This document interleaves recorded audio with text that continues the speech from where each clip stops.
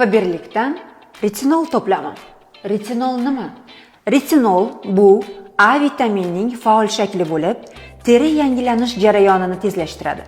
Uning elastikligini oshiradi, ajinlarni kamaytiradi va tabiiy go'zallikni saqlaydi. U terining ichki qatlamlarida kollagen ishlab chiqarilishini faollashtiradi.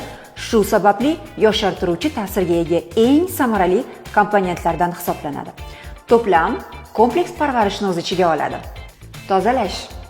Terini muloyim tozalaydi, yengillik va tiniqlik beradi.